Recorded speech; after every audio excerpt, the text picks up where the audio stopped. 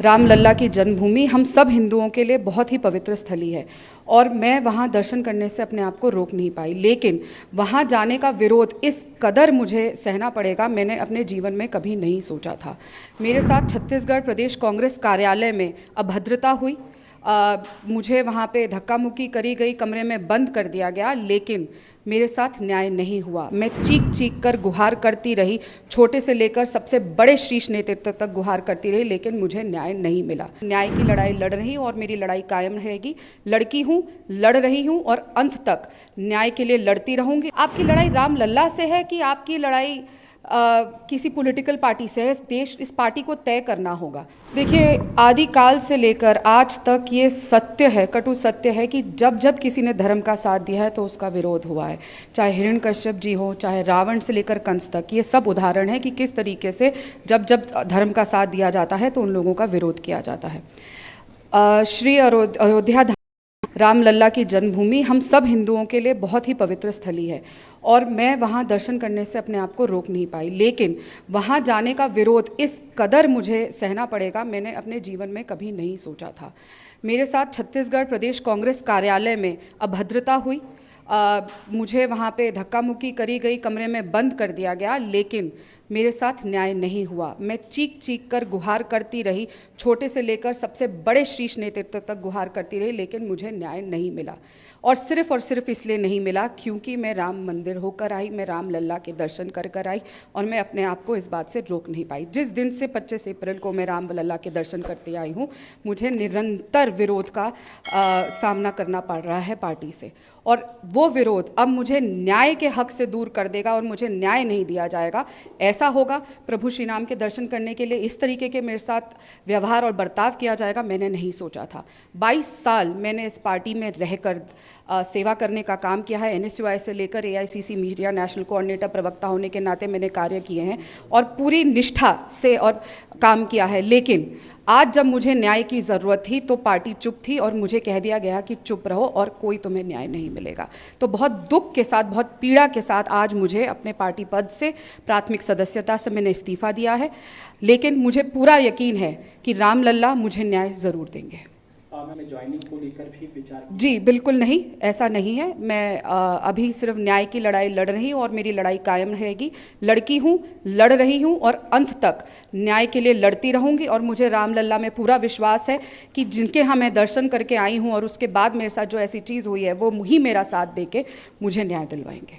Mission को लेकर आपने कहा कल लवली जी ने भी बीजेपी ज्वाइन की, उन्होंने बड़े आरोप पहले लगाए थे गंभीर कि उनकी पार्टी में उनकी नहीं सुनी गई है, टिकट जो बंटवारा हुआ वो नहीं सुना गया है, लगता है और भी कुछ कमियां हैं पार्टी में।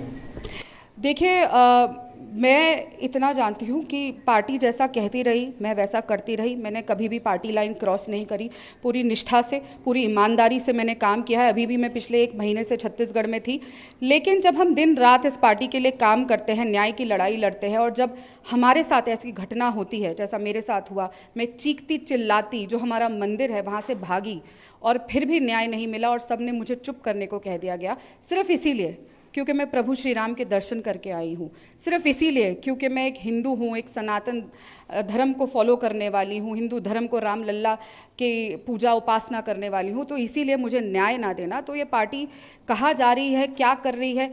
आपकी लड़ाई रामलला से है कि आपकी लड़ाई किसी पॉलिटिकल पार्टी से है? इस पार्टी को तय करना होगा। और बाकी चीज़ें तो हम जानते ही हैं किस तरीके से क्या इस पार्टी में हो रहा है, पर लगातार ऐसी चीज़ों पे जाके खिलाफत करना, और मुद्दा ये नहीं है कि चुनाव है क्या है, मुद्दा ये है कि प्रभु श्री राम जो सबके आराध्य है, पूरा देश, पूरे विश्व में खुशी है राम मंदिर की, लेकिन उसकी वजह से कि जो राम जी की उपासना करते हैं उनके साथ ऐसी अभद्रता करना और फिर न्याय ना देना, इससे बड़ा पाप नहीं हो सकता। आपके द्वारा भी आपका इस्तीफा स्वीकार कर लिया गया? मैंने अपना इस्तीफा भेज दिया है। मैंने 6 दिन इंतज़ार किया, न्याय की गुहार करी, मुझे लगातार बोल दिया गया इंतज़ार करो, चुनाव है, रहन दो, भूल जाओ। यहाँ के साफ साफ बोल दिया गया तुम्हें न्याय नहीं मिलेगा, कुछ नहीं होगा।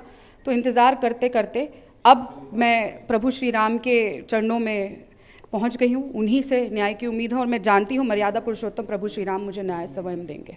मैं लड़ेंगे, लेकिन उन्होंने रायबरेली से चुनाव लड़ने का फैसला किया, ऐसे में कुछ निराशा आप लोगों को भी थी, क्योंकि कहीं ना कहीं शीर्ष नेतृत्व भी जब ऐसे झुककर सामने आता है तो?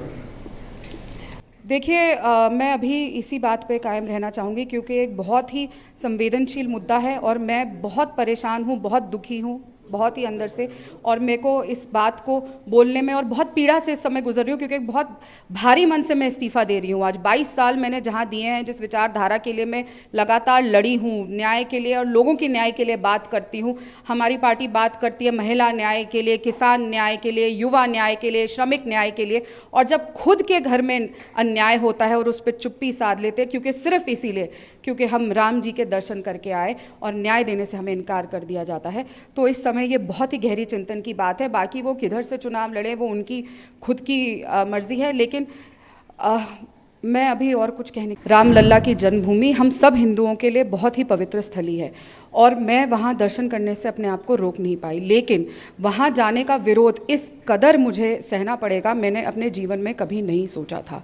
मेरे साथ छत्तीसगढ़ प्रदेश कांग्रेस कार्यालय में अभद्रता हुई, मुझे वहाँ पे धक्का मुक्की करी गई, कमरे में बंद कर दिया गया, लेकिन मेरे साथ न्याय नहीं हुआ। मैं चीख चीख कर गुहार करती रही, छोटे से लेकर सबसे बड़े शीर्ष नेतृत्व तक गुहार करती रही, लेकिन मुझे न्याय नहीं मिला। न्याय की लड़ाई लड़ रही हूँ और मेरी लड़ाई कायम रहेगी।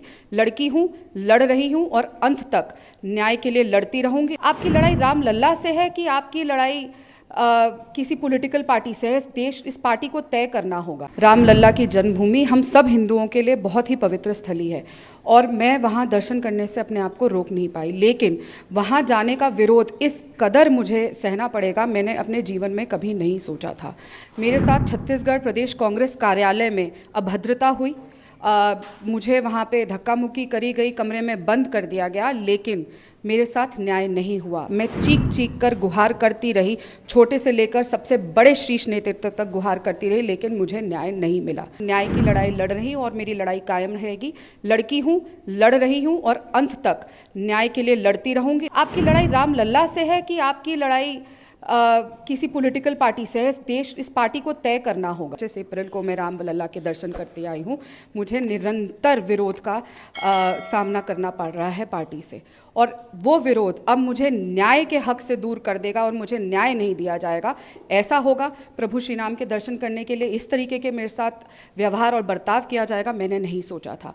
22 साल मैंने इस पार्टी में रहकर सेवा करने का काम किया है। NSUI से लेकर AICC मीडिया नेशनल कोऑर्डिनेटर प्रवक्ता होने के नाते मैंने कार्य किए हैं और पूरी निष्ठा से और काम किया है, लेकिन आज जब मुझे न्याय की ज़रूरत थी तो पार्टी चुप थी और मुझे कह दिया गया कि चुप रहो और कोई तुम्हें न्याय नहीं मिलेगा।